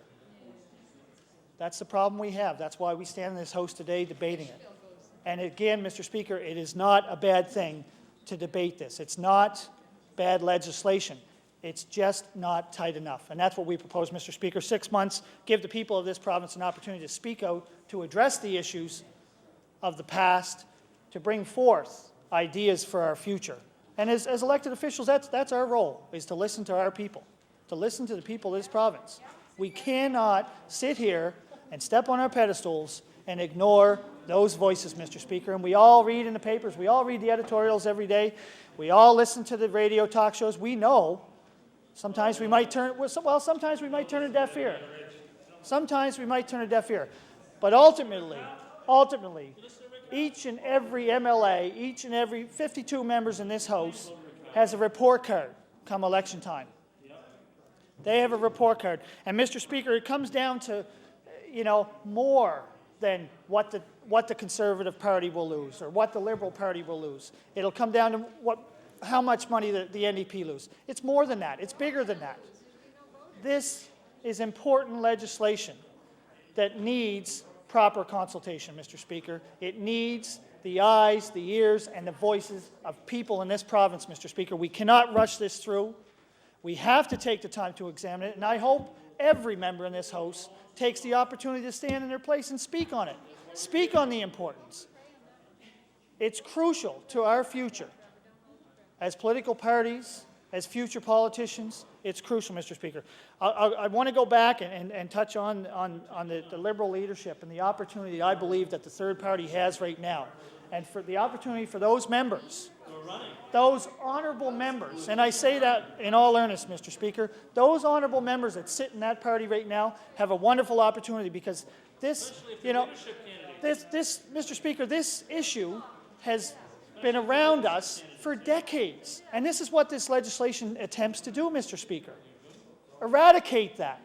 Listen to the people of Nova Scotia, because if we push this through, Mr. Speaker, they're going to hear, they're going to read the Hansard, they're going to watch Ledge TV, and they're going to say, well, what about that? What about the trust funds, Mr. Speaker?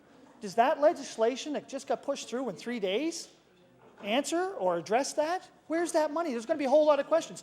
And for those honourable members that sit in this House today, Mr. Speaker, I think it's a wonderful opportunity to stand up and honestly come clean. If they stand up and say they have no idea about it, Mr. Speaker, it's better than saying nothing at all.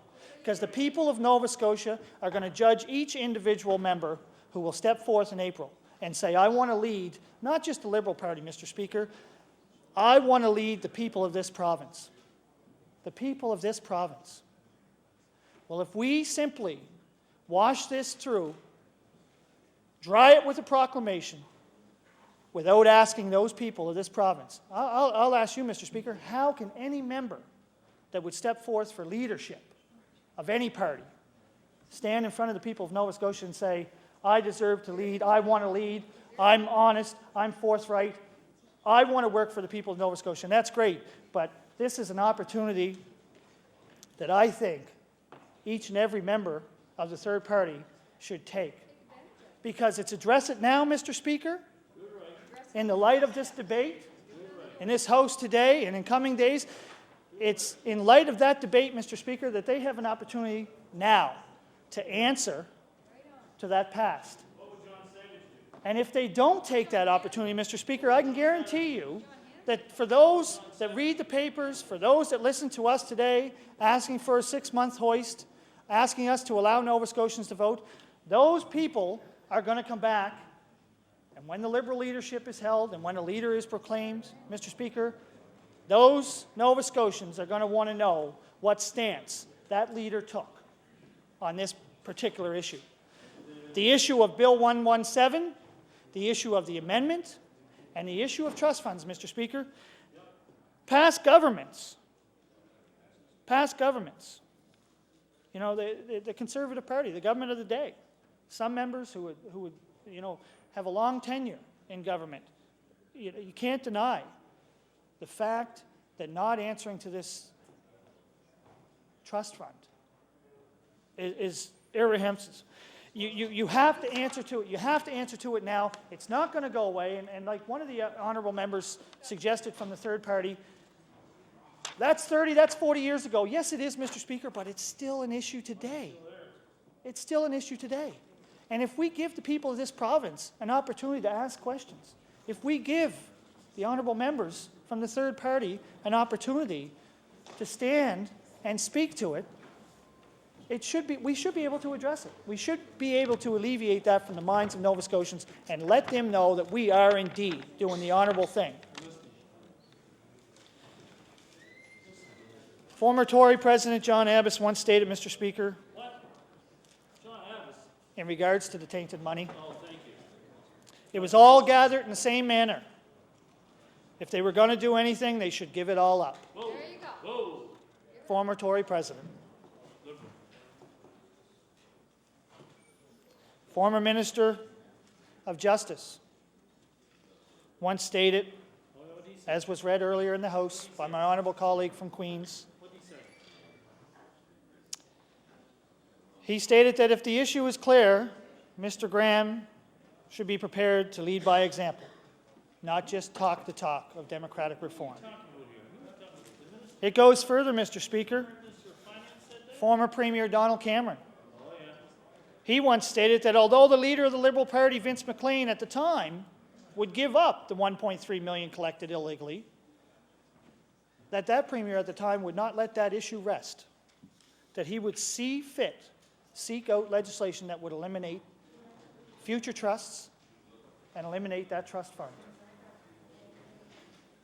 So I think we have an opportunity, Mr. Speaker.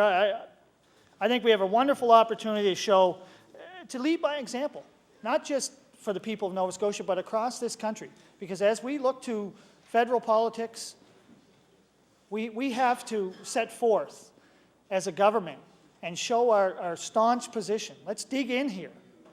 Let's show the people of Nova Scotia that we truly represent them. Let's be an example.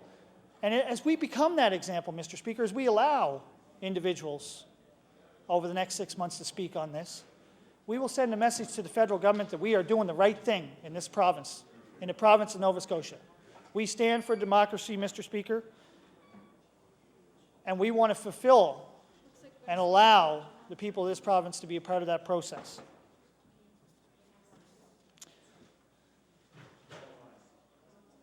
When we talk about democracy, we talk about my colleague from Eastern Passage had spoken at great lengths about Joe Howe, of the battles that he fought for representative government, responsible government, freedom of speech. I also know, Mr. Speaker, as many of us in this House know, that the honourable member spent time in Kosovo, enabling and assisting that country become more democratic. Former Tory candidate Troy Myers, candidate that ran against myself, Mr. Speaker. Troy went to Africa, and he set up libraries, and he participated in electoral functions and made sure that the voters had a voice, something that today we're debating, Mr. Speaker. He went to Africa to ensure that the people of Africa had a voice. And that's what we're asking today, that Nova Scotians are allowed to have a voice on such an important piece of legislation. A piece of legislation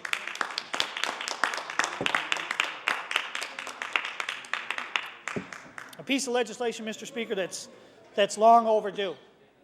That the people of this province and as people of this province, people across Canada, want to know that their governments are being transparent, are being held accountable.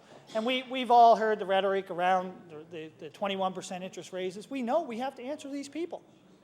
So if we turn a blind eye on such an important issue, Mr. Speaker, I have to ask, where does that leave us? What are we indeed telling the people of Nova Scotia? This crucial piece of legislation, let's stand up here, let's stomp our feet, let's rush it through, pass it, it's in place. Well, who does it affect? Who does it affect? You know, and other members here had talked about union monies. Admittingly so. The NDP have been sponsored and taken contributions from unions. But I want to go through some of the numbers that you know, the potential losses, let's say, Mr. Speaker, those that will be affected by the $1,000 to $5,000 donations. In 2005, Mr. Speaker, $10,000 or more, the NDP received the most donations, and undoubtedly so coming from unions, to the tune of $30,000, Mr. Speaker. In comparison, the Liberals received $20,000. And the Tories, the Conservatives, 15.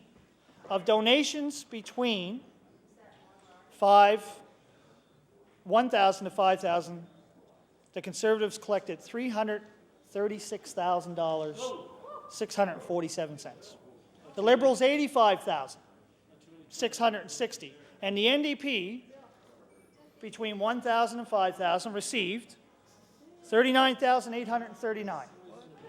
And yes, Mr. Speaker, with this proposed legislation before us, the NDP stand to lose, as do the Conservatives, as do the Liberals. But we're talking about a bold initiative. The leader of the opposition stepping out and saying, great piece of legislation. It's about time. The people of this province deserve it, Mr. Speaker. But we should tighten it. We should eliminate corporate donations. We should eliminate union donations. The NDP leader stating we should eliminate the union donations. And again, Mr. Speaker, an opportunity for the third party to come clean, to address an issue once and for all that has been with us, that has plagued the field of politics, the arena of politics, for 30 or 40 years. It's a wonderful opportunity to allow Nova Scotians to have a say. Because, again, Mr. Speaker, I can honestly tell you that, you know, when this debate ends, that there will be those individuals that will go through the Hansard, that will watch the Ledge TV, and they'll have questions, Mr. Speaker. They'll have a lot of questions. And I know for many of us, for those that have the opportunity, the Premier knows, our leader of the opposition, the interim leader of the third party, the Liberals, they're going to be asked by media, what's all the hubbub? What are we doing? Why are you talking? Much like my wife, what's the issue? Well, if I was given 6 months, Mr. Speaker, for the people on Jackson Road, for the people on Moira, for the people in Lancaster, for the people in Creighton Park, for the people of Tufts Cove, Mr. Speaker, if I could remove myself from this House and for the next 6 months step on each and every doorstep in my constituency, absolutely. Actually, the Premier's been to Dartmouth North. He's been up on Ernest Avenue. Wonderful, wonderful part of our community. Wonderful part of our community. If I was given the opportunity to step on each and every one of those doorsteps and ask them what they felt, I'll tell you, Mr. Speaker, like I said earlier, they would be shocked. They would be surprised. What are you asking me for? Hold it now. This is a crucial, important piece of legislation that is long overdue. I want to know what you think. You count. Your opinion, your voice, your concerns, I need to know, because you've elected me to be your voice, and I want to know what I'm talking about. I want to know what the issues are, or how we can improve it. And again, Mr. Speaker, this is not bad legislation. This is important. And perhaps that's what we could do. We could set up a committee now. We could approve the amendment. We could set up a committee, all-party committee, and we could go out to each and every community across this province, address the stakeholders, talk to the corporations, talk to the unions. Let's ask them how they feel. Go to the Legion halls. Visit those individuals that frequent our legions, that frequent our community centers, the people that are involved. Let's talk to the volunteers in our community. They are huge stakeholders in this. They are huge stakeholders in this. Oftentimes, the volunteer sector of our communities of this province make up a large part of our donations that we get, Mr. Speaker.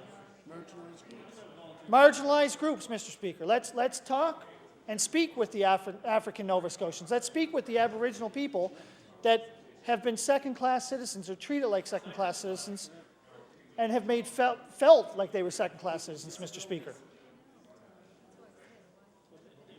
I've recently had an opportunity, Mr. Speaker, to touch base with several organizations. I've been a home care worker, as you might know, as I've stated in the House. I've spoken with individuals that have been dealing with disabilities and intellectual disabilities and have been struggling with funds and why monies can't be made available to them, Mr. Speaker. I met as recent as today, Mr. Speaker, with organizations. They too have felt that their voice has fallen on deaf ears, Mr. Speaker. Wasn't heard. We have a wonderful opportunity with this proposed legislation before election time, Mr. Speaker, because I know you know, as many of us know, in 2 or 3 years' time, when we walk on the doorstep, oh, it's a politician. What do you got to sell? Take my brochure. Hopefully 3 years. I'm with the Premier on that one, Mr. Speaker.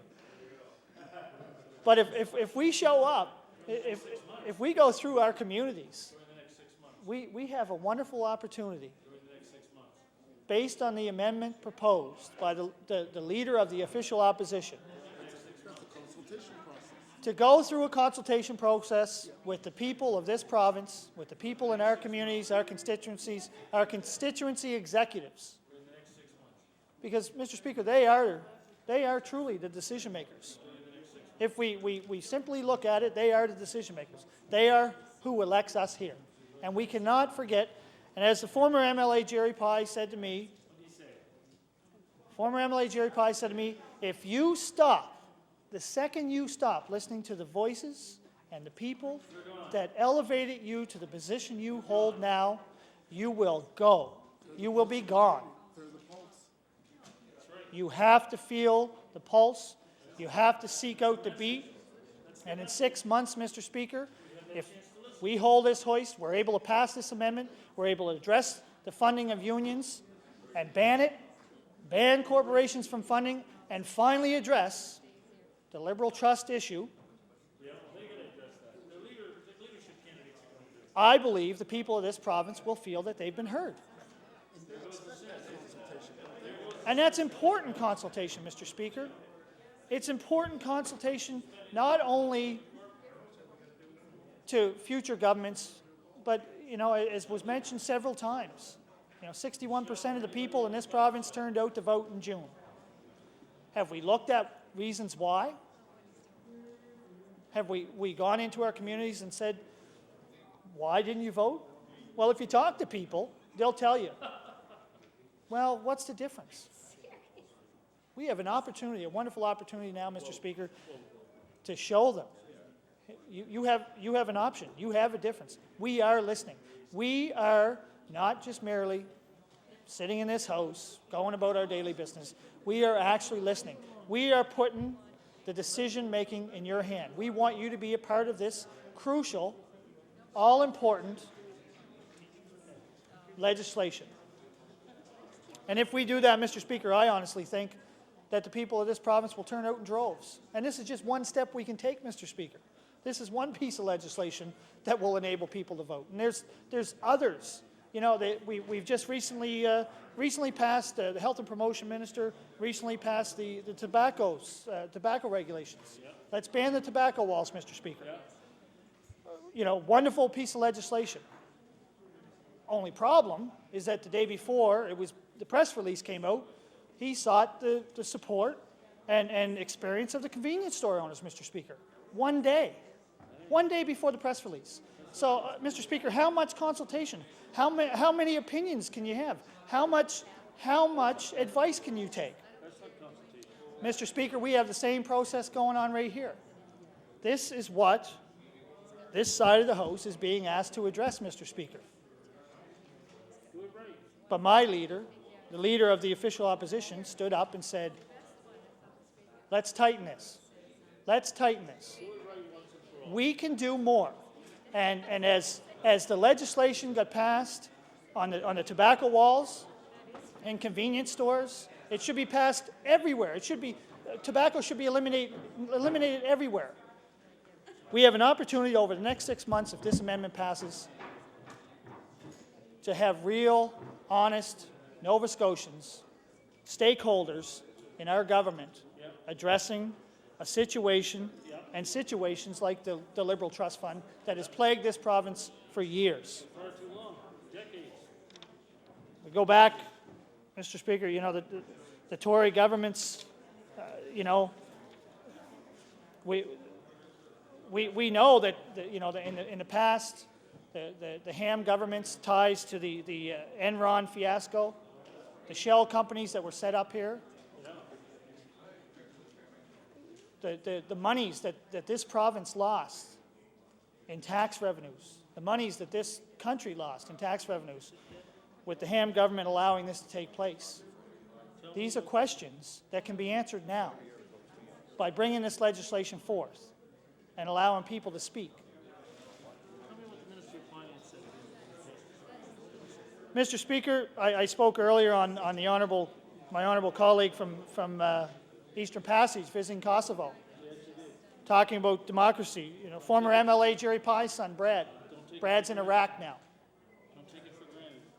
Brad's in Iraq. I spoke about Troy Myers going to Africa, making sure that those voters in Africa had a vote. There was no restrictions put on them. Democracy and the right to vote, the right to participate in the political process, Mr. Speaker, is important all around the world. And it's important to Canadians. It's important to Nova Scotians. And these individuals that I have made mention of have sought out the need to ensure, as do our troops in Afghanistan, Mr. Speaker. The troops in Afghanistan right now, there's a lot of questions around the mission. We know what they're there for. They're there to ensure that those individuals that have been disadvantaged because of dictatorships and regulations and laws, those troops are there fighting for democracy, Mr. Speaker. And to simply take the role of pushing this legislation through, Mr. Speaker, to simply stand there and have the minister stand in his space and state that we should pass this legislation as quick as we can, because it's important. Well, absolutely. You know, and as I stand here today, each and every member in this House has the opportunity to speak. They have an opportunity to speak. This is a debate. Mr. Speaker, as I'm sure every member will, I hope, take the opportunity to speak to this important piece of legislation that, again, Mr. Speaker, is decades overdue. But when we look at individuals that you know, such as our troops that go across and go to other countries to fight for the democratic rights of those individuals, and we merely stand here and we try to attempt to push through such important legislation in 3 days, Mr. Speaker, I have to say, and I have to stand here in my place and say, there's got to be something wrong. Because, Mr. Speaker, like the old adage goes, don't rush a good thing. Don't rush a good thing, Mr. Speaker. And this, again, the government's attempt at bringing through this important piece of legislation it's crucial. It's a step forward. It's a positive step. Albeit, I believe it should have been earlier in this session. But, you know, that's neither here nor there now. We're dealing with it, and we're going to deal with it, and we're going to speak out on it. We're going to debate it, Mr. Speaker.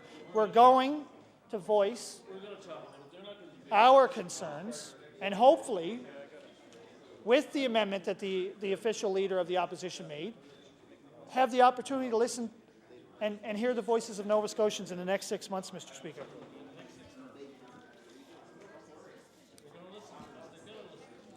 Circle of friends, Mr. Speaker. Circle of friends. And we all have honorable intentions when we put our name forth to run for politics. It's a wonderful opportunity, and it's a big step for each and every one of us to choose to do so. Because what we are indeed doing is taking the burdens of those individuals that don't have a voice or feel they don't have a voice on our shoulders. And we're put in this place to carry that forth. And that's what we do here today, Mr. Speaker. And there's no denying, as I stated earlier in my speech, there's no denying that the field, that the arena of politics in Nova Scotia has been stained. Circle of friends, Mr. Speaker. I'm just going to throw it out there one more time. Circle of friends. Money for nothing. You know, when Mr. Barrow, and I'm going to go back to the trust fund, Mr. Speaker. You know, when Mr. Barrow was charged, he was asked. The media went to him and they asked, "Are you going to go back to work?" And Mr. Barrow's response, Mr. Speaker, was, "I can't see why not. What did I do?" Like Kirby. Mike Kirby was there for a long time. Mr. Speaker, Mr. Barrow stayed on as a senator. Mike Kirby was in the Rangers office. I don't know if I should bring up the potato thing. But there's other issues, Mr. Speaker. Issues such as this. When an individual who has, let's call a spade, stolen money from the people of this province and merely feels that he is not or should not be held accountable, that he should remain in his position, that is what this legislation is trying to rid itself of. That's what politics, we are trying to clean up politics, Mr. Speaker. And we have an opportunity, but if we don't take that opportunity, Mr. Speaker, I know myself, I'll have many emails, many phone calls from throughout my community, from around the province. Why didn't you ask us? What was so bad? What's so bad about banning funding from corporations and unions? Is that the bad part, or is it the bad part the trust fund?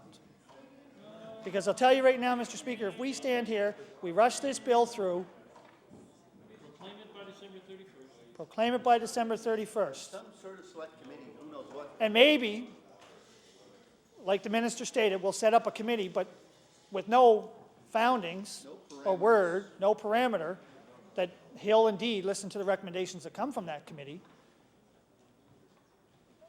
What are we saying to the trust fund? They're gonna vote. Spend away. What are we saying to the trust fund? Spend away.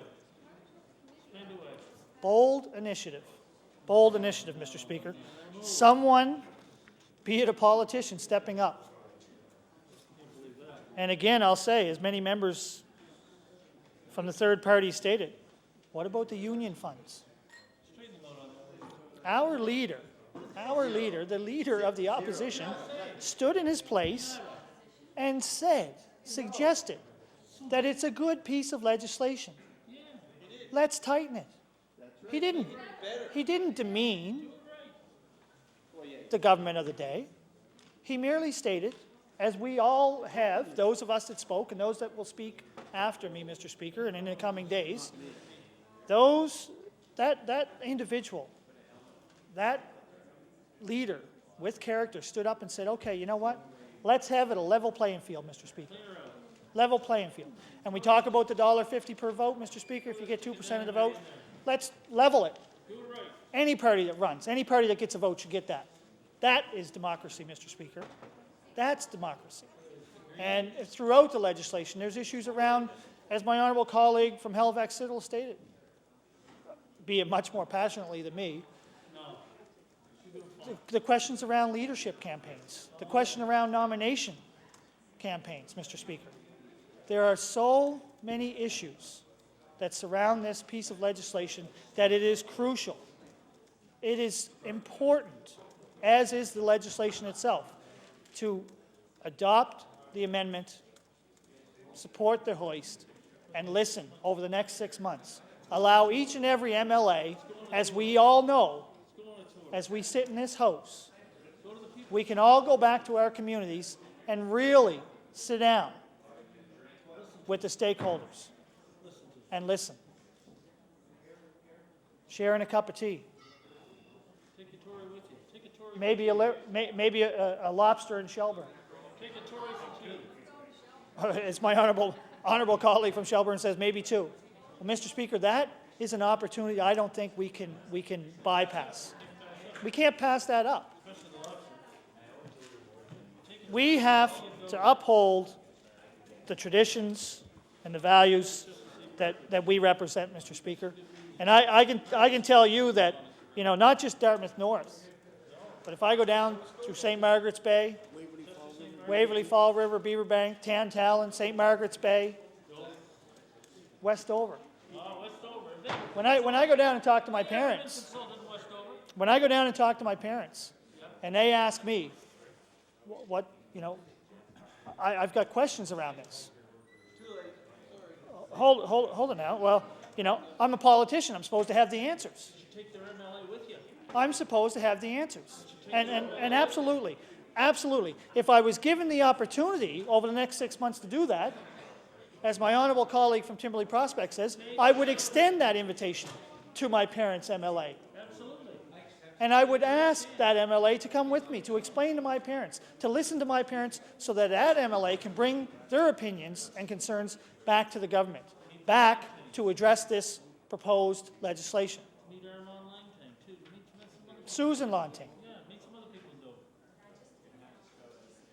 We can't deny our past. And yes, Mr. Speaker, we are all honourable. Absolutely, no question. But there has been scandal. There are still issues in and around the Liberal Trust Fund. And if it was 30, 40 years ago, Mr. Speaker, we wouldn't, you know, and if it was dealt with, Mr. Speaker, you know, as early as 2002, the then Minister of Justice stating that this should be cleaned up. This should be addressed.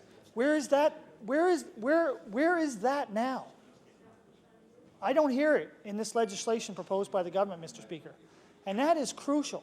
The people of this province want to hear the now Minister of Finance, who was Minister of Justice in 2002, say the same thing. But, Mr. Speaker, he has a wonderful opportunity now. Legislation is being brought forth. He could have put that in the legislation, but it's not. Therefore, the Leader of the Opposition, member of Cole Harbour, MLA for Cole Harbour, stands up and says, fair is fair. Let's get rid of the corporation funding. Let's get rid of the unions. And let's finally address those monies.